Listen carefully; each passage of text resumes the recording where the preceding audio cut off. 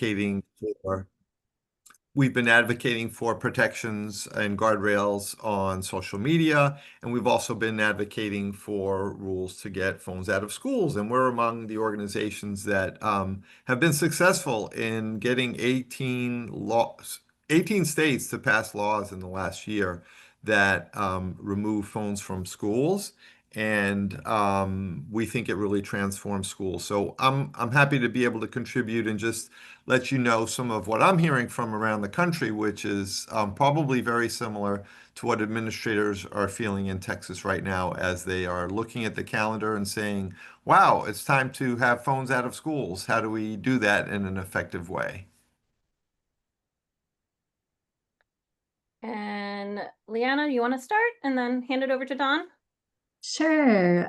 Good morning, everyone. My name is Leanna Vincent, and I was a certified Texas school counselor in Round Rock ISD, as well as a certified Texas teacher in Spring Branch ISD for years. And then I ended my teaching career in Katy, Texas, teaching AP Euro as well as 10th grade English. And so now I'm advocating with Fair Play on the online harms prevention group, and I wrote 2 1-pagers this past year, one on self-harm, suicide and depression, and the other one on pornography. And last spring, testified for this bill. And I've also been presenting over the past year to schools on online harms, and started a Facebook page called Texas. I'm trying to remember what it's called, Tech Safe Texas. And just finished a session with teachers on teacher self-care right after they got all of the information on this bill. So I'm happy to be here today. Thank you, Leanna. Don? Yeah, so I'm based here in Waco, Texas. I'm a former educator. I started Talk More Tech Less, a digital wellness and safety organization 13 years ago. And I do online safety presentations to schools and communities. I also testified in support of the phone free bill, as I've seen a lot of need for it over the last 13 years. So was really excited to be able to testify for this bill and work alongside Leanna and Maureen Molak of David's Legacy Foundation. So I'm excited to be here today and talk more about what this looks like in Texas. Awesome. Can you guys see my screen sharing? Can you see the presentation? Wonderful. Okay. So as I mentioned before, I'm Sabina Pollock, one of the co-founders. The other co-founder, Mileva Rapaski, has just given birth to a beautiful baby girl on Monday, so that's why she's not here with us today.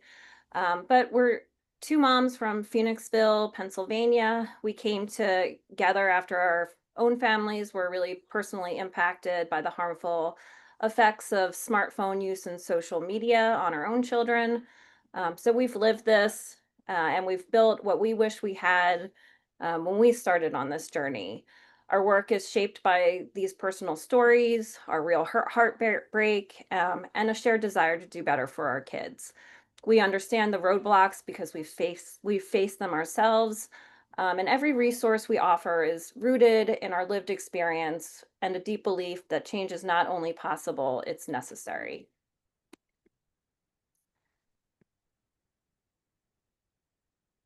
So the Phone Free Schools movement is a nonprofit dedicated to creating a safer, healthier school environments where students can focus, connect, and grow free from the constant pressures of phones and social media.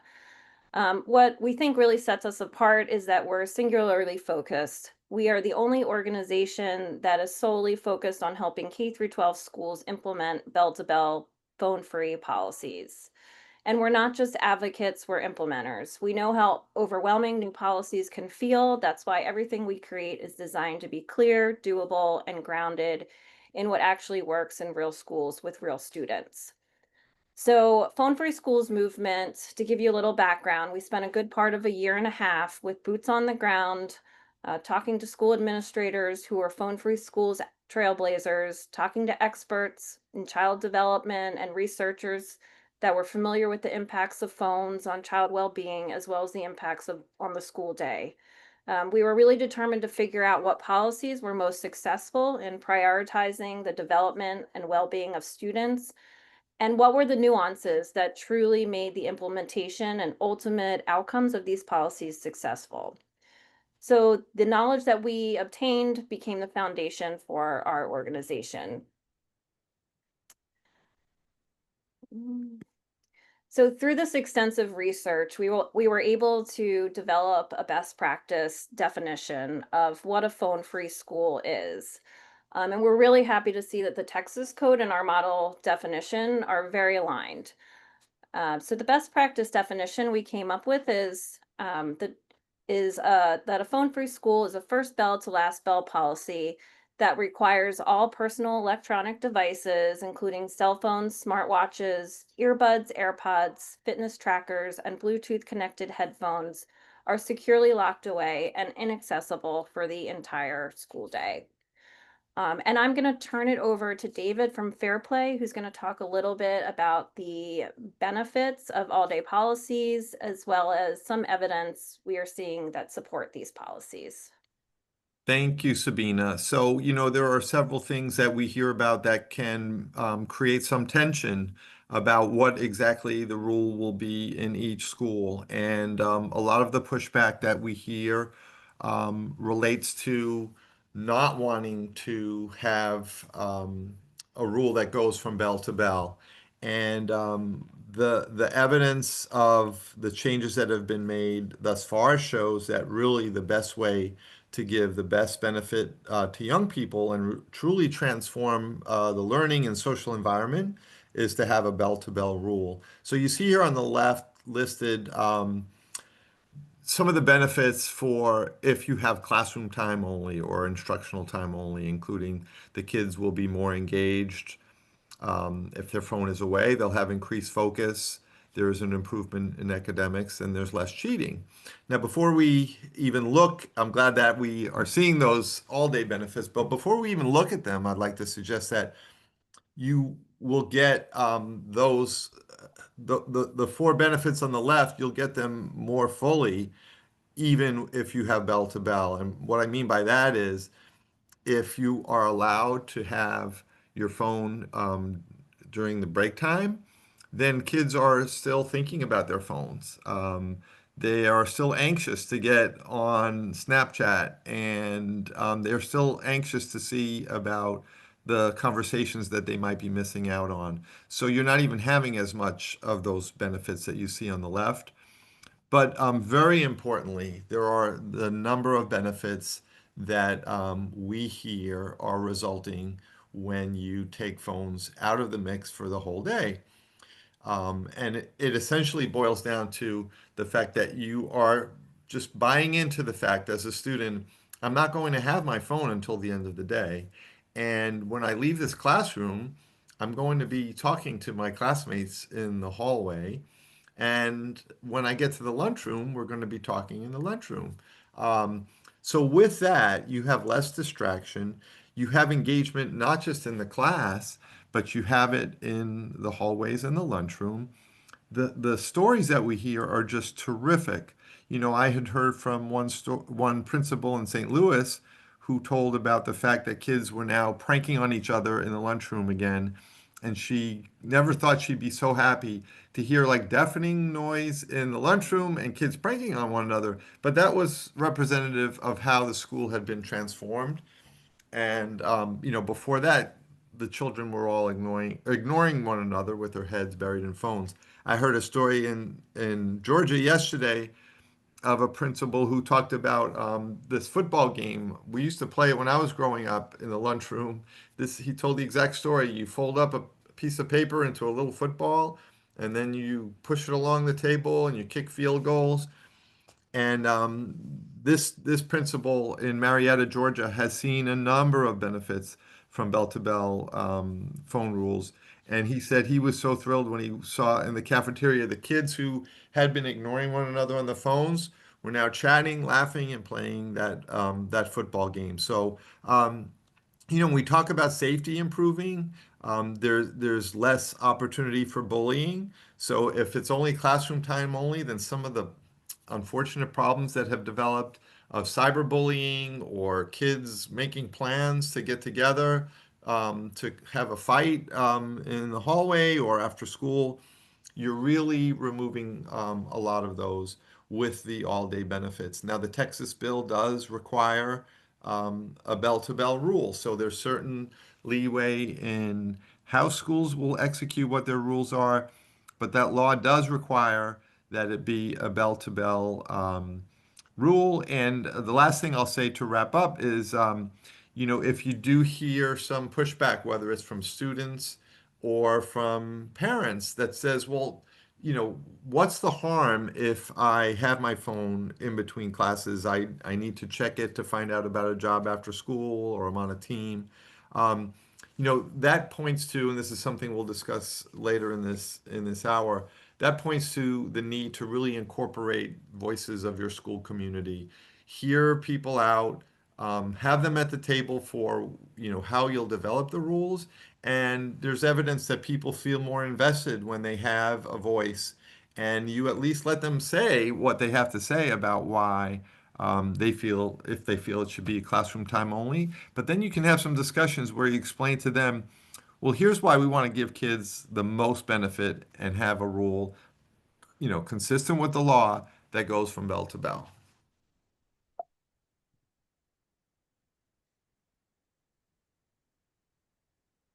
Sabina, is this me or is this you? That's you. Okay. So all of the benefits we're hearing, teachers are saying that they're ahead of schedule. They're not spending time policing the phone policy, and that means so much. It's the most common thing right now in schools that don't have rules that teachers are taking 10, 15 minutes of class time to be policing, put away your phone. This student gets their phone back because it's been in suspension for a week. I heard one report that something like 30 hours a semester are returned for teaching and engagement if you take out the arguments about policing on the phone. Students are completing more their classwork and assignments faster. Hearing a lot of reports that kids are going back to the library and checking books out again. As I said, the lunchroom and the hallway are louder, kids are engaging. And let's think about it. So obviously school's not just about education. Part of the experience is social emotional development. So if you're having that engagement, that's a big part of it. And sad to say, especially some kids who were at a certain age during COVID and were really separated from engagement and then went to school after that, and are now like on their phones at school. If you don't give that opportunity for engagement in the hallways and the lunchroom, sad to say, there are some young people who don't even have that engagement in their day, because if they're going home and jumping on social media or jumping on gaming platforms, this is a real opportunity to show them essentially the joys of in real life face-to-face engagement. We're also hearing less time on discipline referrals. These peer conflicts and bullying are de-escalating more quickly, and also hearing about school club participation. So lots of benefits to removing phones from schools from bell to bell. Thank you, David. Our hope is that you're starting to get a little bit more excited after all this information about implementing a bell-to-bell policy. And I think it's worthwhile to share that one of the districts we spoke to early on and really became a trailblazer in this movement is Richardson ISD in Texas. Tabitha Branham, the superintendent, now serves on our advisory board. And they had actually gone phone free in 2022. Some schools opted to use various methods of storage, but in the first year, one junior high chose to pilot the Yonder Pouch. And that was so successful that in the following year, an additional high school opted for the Yonder Pouch, and on year 3, all of the high schools in the district had opted for the Yonder Pouch. We had the pleasure of hosting a community of practice webinar with Tabitha which you can access on our YouTube channel. And I really encourage you to watch that because it has all kinds of great information in it, and very specific to Texas. And it really emphasizes just how impactful these strong policies can be to high school students as well.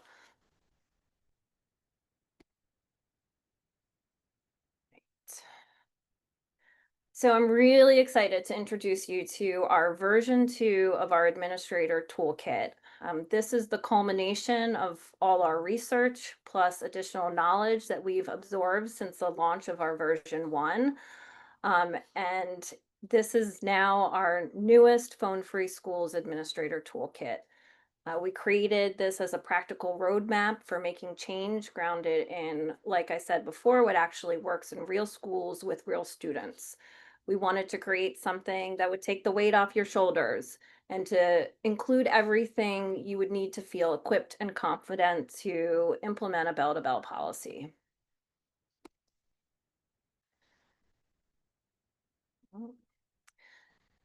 So we included a detailed rollout timeline in our toolkit that walks you through all 6 phases of implementation.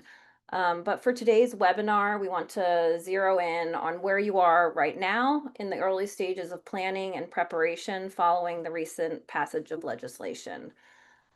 Items in the legislation that involve some decision making on your part, we really want to talk about, and we like to call them the may versus the musts. So this slide highlights some of the key decisions you'll want to start working through as soon as possible, from identifying your timeline and evaluating current procedures to selecting your storage options, defining consequences, determining exceptions, and setting the overall tone for stakeholder communication. These foundational choices will really help you ensure a smooth and successful rollout in time for the new school year. Can I make a quick comment on a couple of those, Sabina? Yep. Um, on setting consequences and enforcement, we're hearing that it's just so important that there be equitable enforcement and fair enforcement. And if we want young people to feel like they can really be invested in the process, they're going to be the first ones to point out if they feel like there's beneficial treatment to certain students. So establishing the rules that will be really carried out in a fair way is such a big thing. And then that stakeholder communications, it just makes sense that parents and students want to be part of the process. And we've been hearing a lot of information, including, I think there's some research that will be coming out of Boston Children's Hospital soon that says that even the young people who start off so resistant are really more invested once they feel like they had a seat at the table for determining what the rules will be. Now, that doesn't mean that you're going to say, all right, come on into the principal's office and write down what the rules will be. But it does mean having conversations where you convey, why are we making this change? Why did the state require this change? What is our goal for transforming the culture at the school? And how will we roll it out? And if young people feel like they're part of that process, then you have a really good shot at getting them invested in that culture change. Thank you. And I'll go a little bit more into those things a little bit later in the presentation as well. So choosing a storage option is probably one of the biggest considerations on top of your mind right now. There isn't a one-size-fits-all storage solution, but there are solutions that work well and fit every budget. Some of the storage solutions we've seen to be extremely effective in keeping phones inaccessible for the entire school day are lockable pouches such as Yonder, locked phone lockers, secured baskets with phones stored in pencil pouches or padded envelopes. And then some storage options that we've found to be ineffective are options where the phone is stored on the person or in a backpack. Basically, if the smartphone is accessible to students, their attention is being hijacked. Even though the phone isn't on the person, we also include student personal lockers. Just the fear of missing out makes it really difficult for students to go to a class period without feeling the need to access their phones and check social media. And this often results in students requesting to leave the classroom for bathroom breaks. And just the sheer amount of bathroom visits that we're hearing that students are making is making it very difficult for any teacher to manage, and is a direct disruption to the flow of the class period.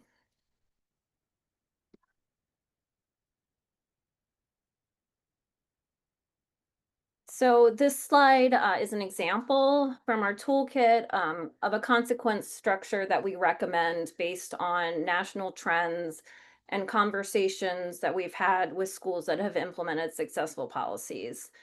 While we've seen a wide range of enforcement approaches, what consistently works best is clear, strict enforcement with no repeated warnings. So when students understand the policy and its consequences up front, the effectiveness of the policy increases significantly. We typically advise against giving multiple warnings, like I said. However, some schools have found success by implementing a short grace period, such as the first 2 weeks at the start of the policy, to issue reminders before consequences are enforced.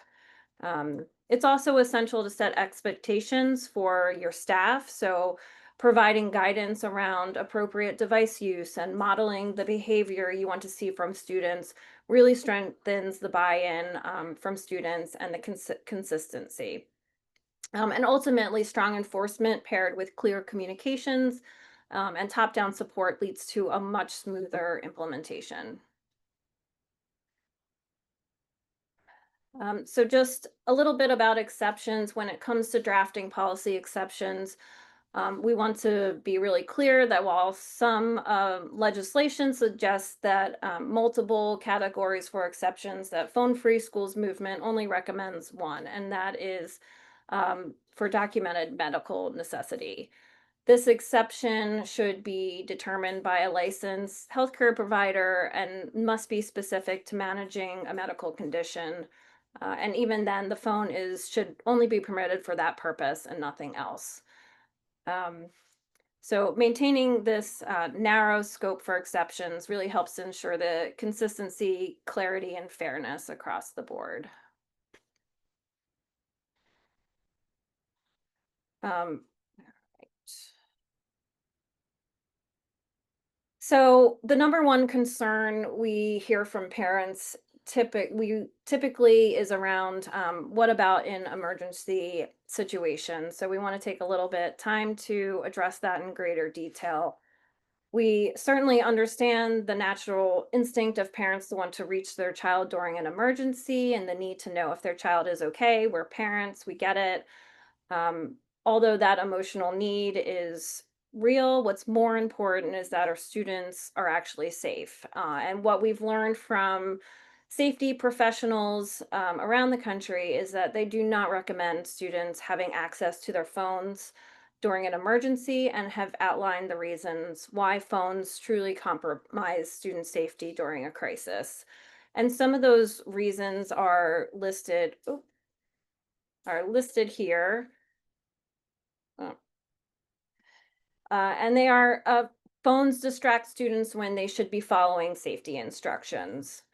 And if a phone dings or lights up, it could alert an intruder to a student's location. Students could unknowingly be spreading rumors since they aren't aware of exactly what is happening, and this can cause a lot of confusion and even delay in response time. It often can cause an influx of parents to the school, which really interferes with evacuation efforts. And we've heard this time and time again from schools that have had situations where parents have been notified through students' phones, and the influx has really caused a crisis for emergency professionals and first responders to be able to actually get through to the schools. Also, high volumes of calls can overwhelm the communication systems and potentially block phone lines. And just remember that each school has their own specific safety protocols in place, and it's really your job to make sure that you're not only training your staff, but communicating to your parents and students what those look like. And we think this is a really important piece, going back again to the communication. Make sure parents really feel secure that you have those measures in place.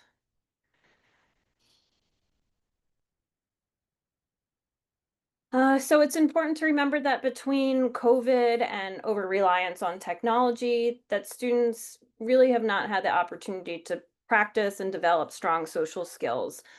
So we need to help them. And many schools have found that offering substitutes for phone use is a really helpful way to help students navigate the new environment. And listed here on this slides are just some examples of what schools have done to provide those opportunities. And we've talked to students who said that they have made friends and interacted with students and even staff members that they would have not normally have ever interacted with. And that was definitely a strong benefit for them.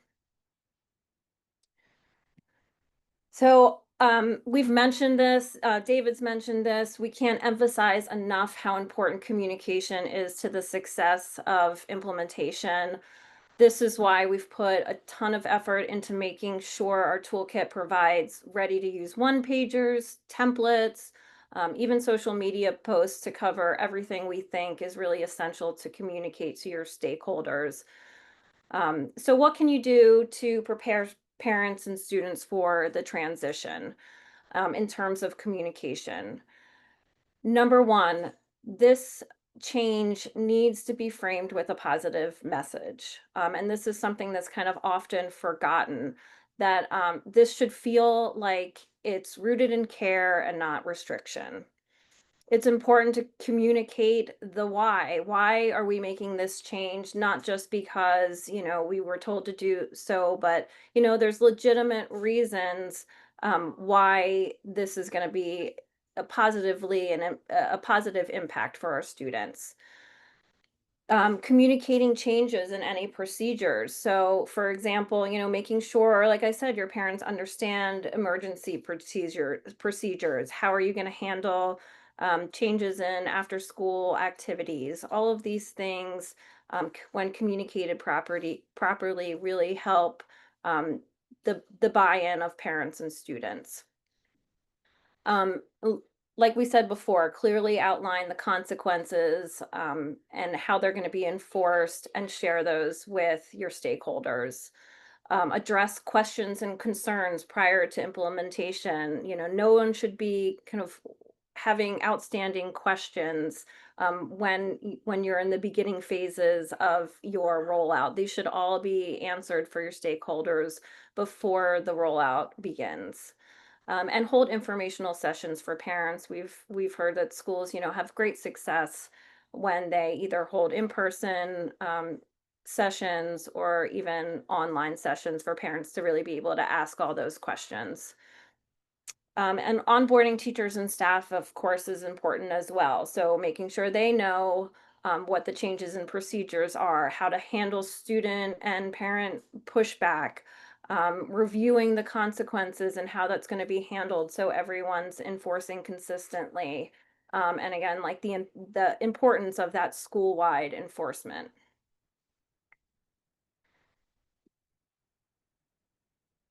So, staying communicative post rollout is really important too.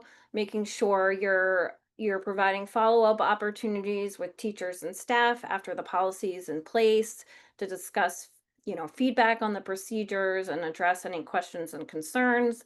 And also providing intermittent updates on policy implementations to parents and students can really be effective. Tell them how it's going, what kind of successes you're seeing, and what adjustments you're perhaps going to make.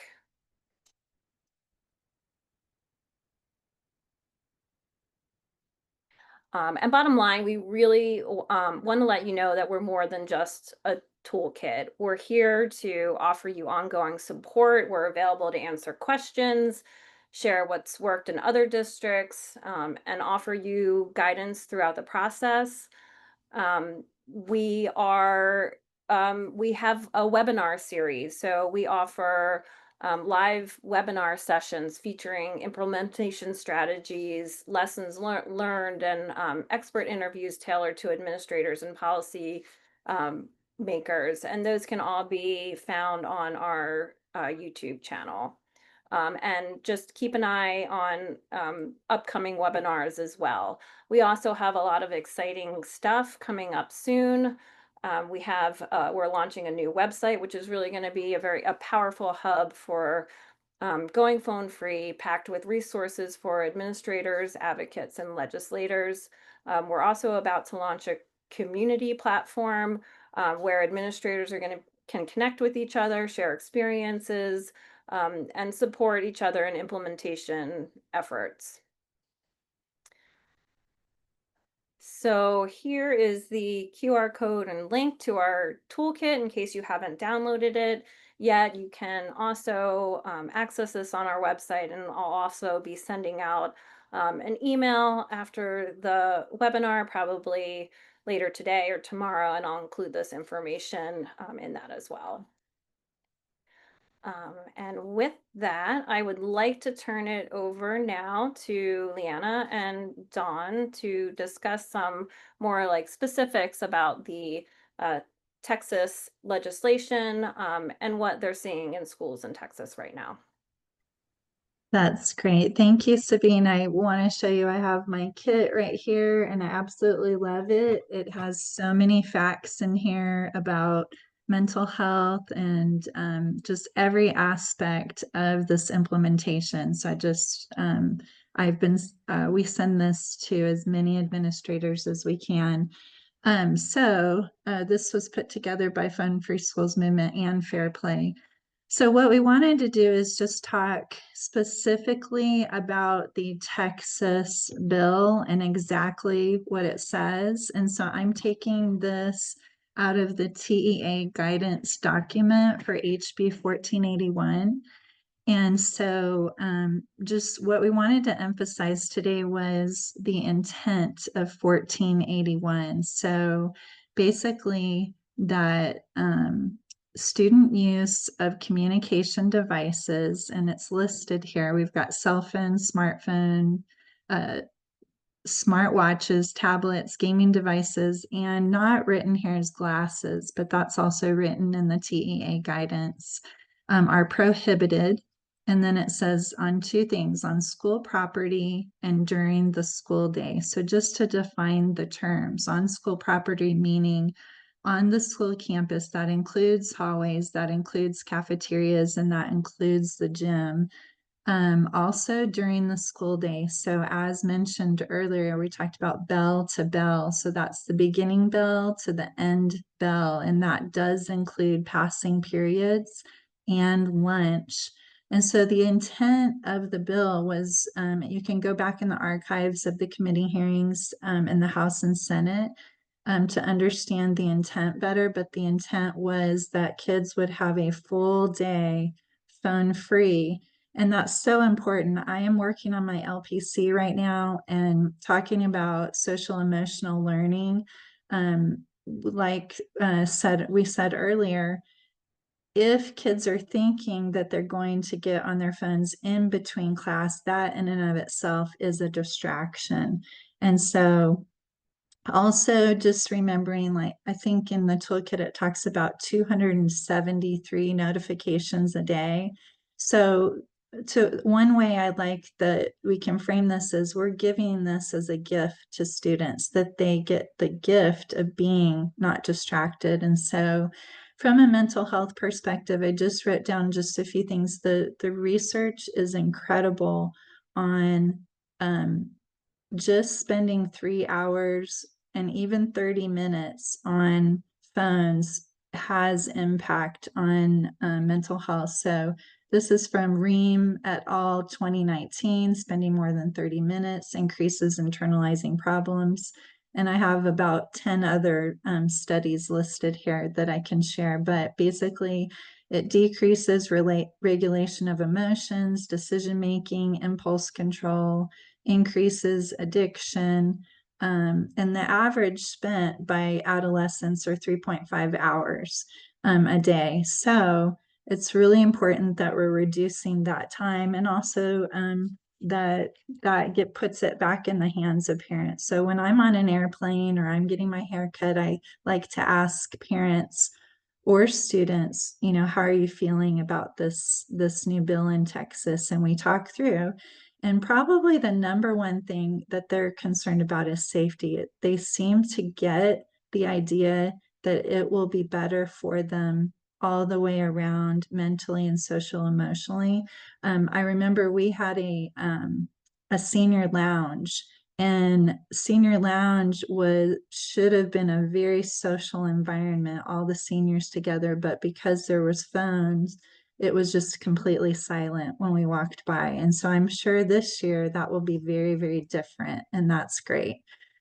So the second aspect of the bill is to establish disciplinary measures. So you can see here on the slide. So I went through some of the ISDs so far. So many have their websites set up already. Richardson ISD, if you're looking for good examples, Richardson ISD has theirs set up.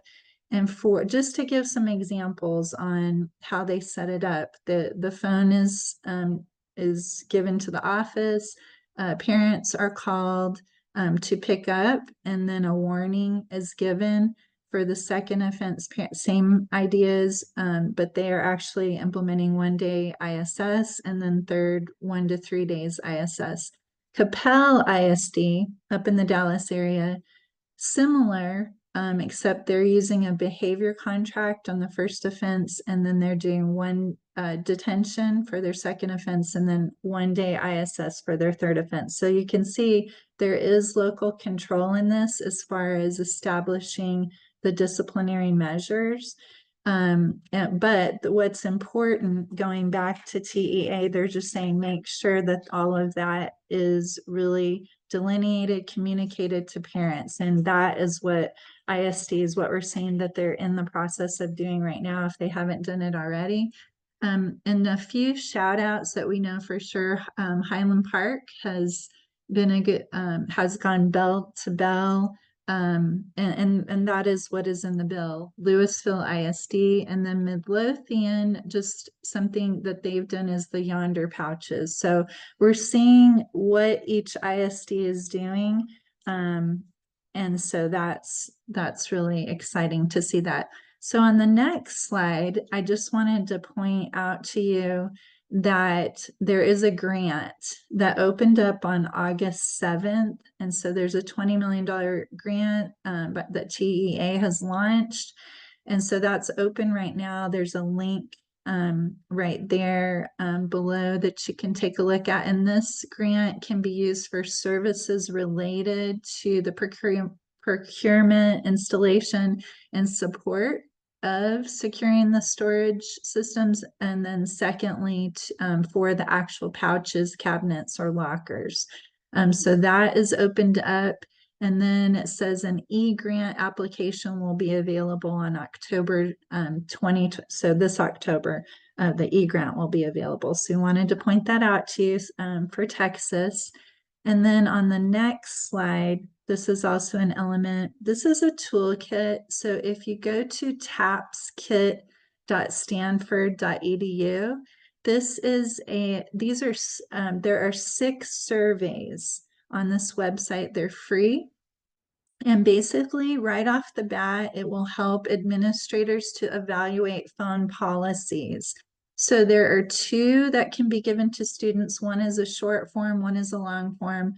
2 that can be given to teachers. One is short, one is long. So you can choose if you want short or long. And then 1 for administrators, 1 for parents. So that's a survey right off the bat and that will help you as leaders to say, hey, this is kind of the evidence for the benefits that we are actually seeing. And so getting that started. School started here in Texas Wednesday, sorry. So these are Google Form and Google Doc format, so easy to use. So we wanted to put that out there for you. And then lastly, We have an event in College Station. That's where I am at the George H.W. Bush Presidential Library and Museum at the Malik Theater. This is being sponsored by Fair Play, as well as Talk More Tech Less, Dawn's organization, David's Legacy, EdTech, the Brazos County Coalition on Suicide Prevention, as well as Texas A&M. We have 160 seats. Now we have about 140 seats for anyone in Texas, and it's at 6:30. So we think that you could drive to College Station, which is central, and get home in time to go to bed and get up for work on Friday. So there's a QR code here to RSVP, but we will be talking about the state efforts. We'll do an update on the state efforts to keep kids safe online, just working and advocating for this bill. We will have a packet of online help for parents that is provided by Fair Play. And we will also have a panel discussion about the national efforts as well. The same idea, to keep kids safe online. I didn't start with this story, but I lost my son to online harms. And so this is very personal to me. Our generation of parents did not have some of these helps, and this type of legislation is very important to truly keep our kids safe. So thank you. And Leanna, it looks like David had a question for you about the grant. Oh, I see it there. Okay, I have a question. How does the E-grant starting in October relate to the $20 million grant program, which you said has already begun? Is that a second pot of money? That's a good question, David. I don't know. So I will have to dig into that a little bit more. Thank you. Appreciate Yeah. it. Okay, thank you so much, Leanna. That was some great information. I hope everyone attends the event. Dawn, would you like to share anything at this point? Yes, I'll just briefly share. I didn't mention at the beginning either, but I am the co-chair of the Online Harms Prevention Work Group with David, with Fair Play, David's organization, and Leanna's in our work group. We have about 40 other parents that have lost their children to varying online harms, from drug sales, fentanyl poisoning sales on Snapchat, and to dangerous online challenges that have gone viral on TikTok, kids as young as 10 years old who have encountered some of these challenges and tried them and went really wrong. And there's just an array of online harms that we are all about preventing. And so one of the things that not only does this bill give students the right to a distraction-free education, but it also really is a proactive way in preventing some of the dangerous and addictive design that the products are putting in the hands of minors. And so what I like to communicate to Texas districts is this bill didn't come out of nowhere. A lot of people like show up on campus. Wait a minute, I didn't read the rules. We can't have our phones this year. What's going on? This has been a long process of really understanding how phones have infiltrated schools. And most of the districts that I'm work with and that campuses that I'm on actually have good cell phone policies in their elementary campuses, and some of them even in their middle school campuses. And so many of the administrators I talked to said in 3 years, these sophomores will have graduated, and the kids coming through the system aren't going to know anything different from not having phones on campus. And so it really is impacting mostly the sophomores, juniors, and seniors this year that we're seeing on the campuses. They're the ones that are having kind of this wait, what moment. And so the main thing that I'm hearing from districts is that they need support. And that's what the phone free school movement is really offering. There's so many different options when it comes to how to implement that, how to implement this well.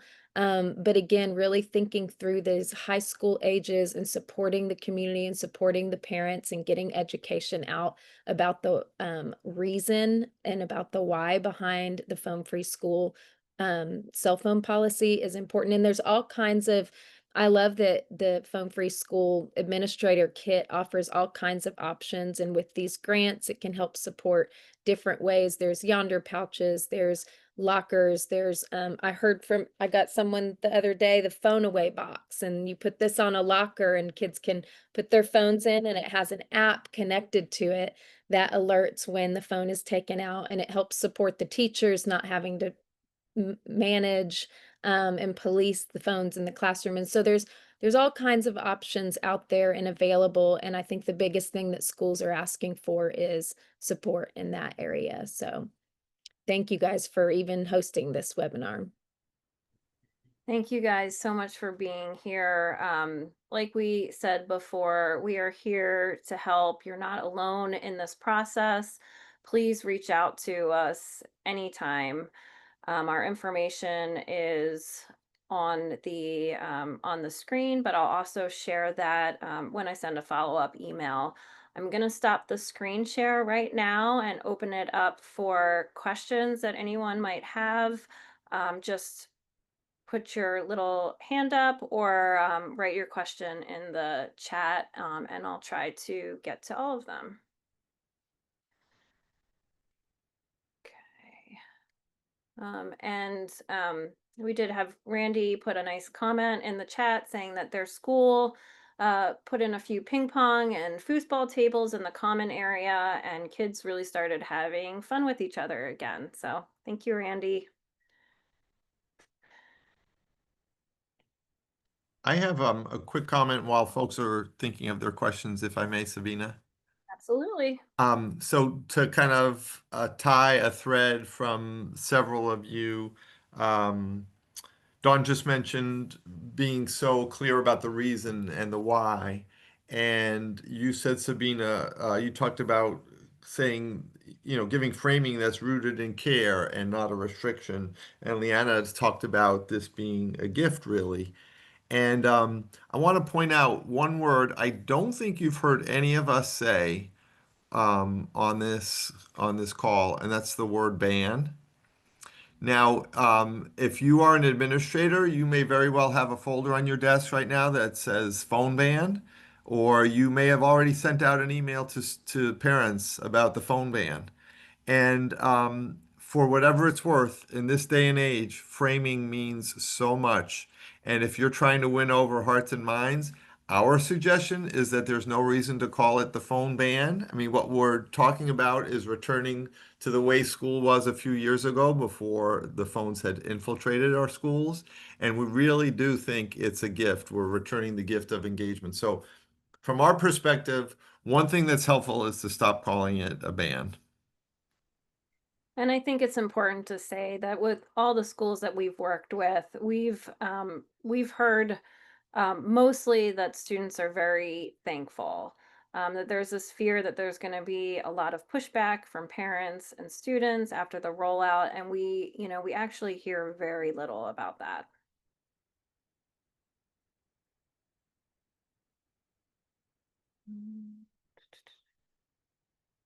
Does anyone want to raise their hand if they've already downloaded the administrator toolkit? Does anyone have that yet? I know you do, Randy. I really encourage you guys to download that if you haven't already. It is so packed with resources, and they're all ready to use. Like we said, that communication part is so important. I know there's not a lot of time before you're supposed to roll out these policies, and the things that we've included in the kit really make it easy to provide that communication, answer the whys, answer all those questions, and equip your teachers and staff with ways to handle any kind of pushback that they might experience, and really make sure that everyone is on the same page.